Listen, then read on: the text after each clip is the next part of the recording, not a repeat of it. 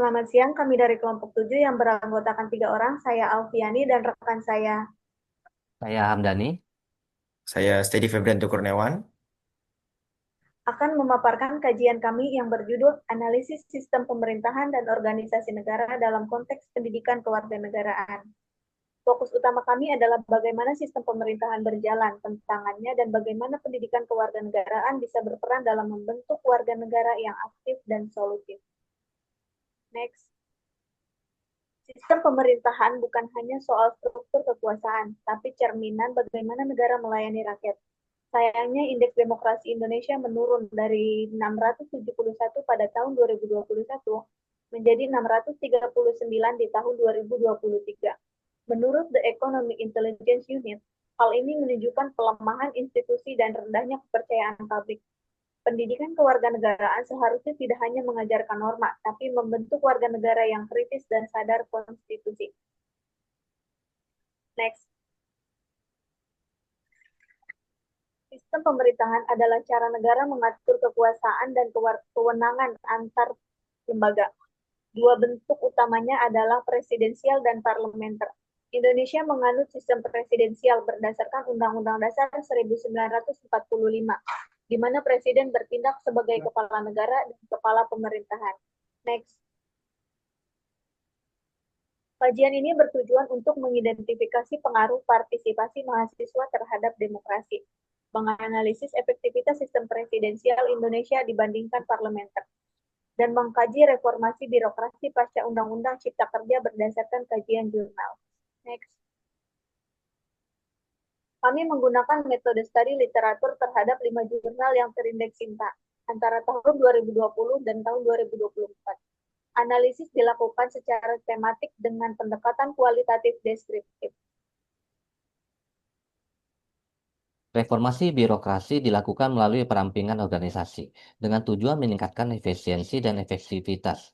Contohnya pada Kementerian PAN, Strip RB, dan penerapan e-government. Namun tantangan terbesar masih pada kualitas sumber daya manusia dan pemerataan infrastruktur digital. Next. Check and balance di Indonesia sering tidak berjalan karena dominasi koalisi koalisi besar di parlemen. Studi kasus pada Undang-Undang Cipta Kerja dan putusan Mahkamah Konstitusi menunjukkan lemahnya pengawasan terhadap eksekutif yang berdampak pada turunnya kepercayaan publik terhadap lembaga hukum. Next. Partisipasi politik masyarakat masih rendah, seperti terlihat dari studi di Temanggung dengan partisipasi pemilu lokal hanya 65%. Penyebabnya antara lain rendahnya literasi politik digital dan meningkatnya apatisme generasi muda. Contohnya partisipasi nyata di akar rumput dapat dilihat pada ibu-ibu PKK yang aktif dalam musbak musrembang desa serta ojek online yang mengorganisir protes tarif aplikasi. Next. Di kalangan mahasiswa, keterlibatan dalam organisasi kampus dan pemilu raya juga menunjukkan potensi besar jika diintegrasikan dengan literasi digital. Next. Radikalisme, intoleransi, dan hoaks politik menjadi tantangan serius. Solusi yang ditawarkan adalah penguatan nilai-nilai Pancasila melalui pendidikan formal, studi kasus, penguatan dilakukan oleh Unit Kerja Pembinaan Ideologi Pancasila UKP strip PIP. Next.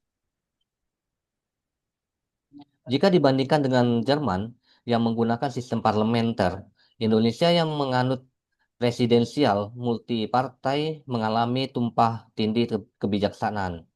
Hal ini menunjukkan perlunya reformasi sistem pemilu dan penguatan fungsi legislatif.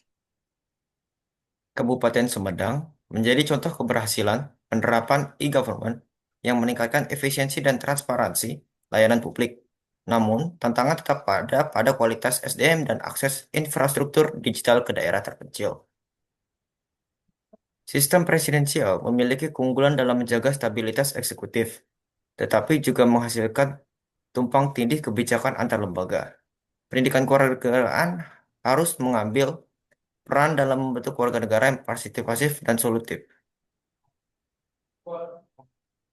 Kesimpulan, sistem pemerintahan di Indonesia membutuhkan reformasi berkelanjutan.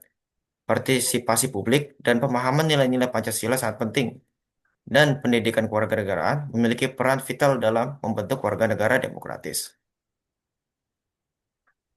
Kami mengajak refleksi, apakah sistem presidensial multi partai mendukung pengambilan keputusan yang cepat dan demokratis? Bagaimana mahasiswa dapat mendorong transparansi dan akuntabilitas pemerintahan? Rekomendasinya adalah reformasi birokrasi berbasis kinerja, integrasi pendidikan ideologi secara lintas pelajaran, dan sinergi antar lembaga seperti UKP PIP dan Kemendikbud dalam penyusunan modul ajar kontekstual. Demikian pemaparan dari kami. Semoga kajian ini menjadi kontribusi kecil bagi pembaruan sistem pemerintahan dan pendidikan kewarganegaraan di Indonesia. Terima kasih.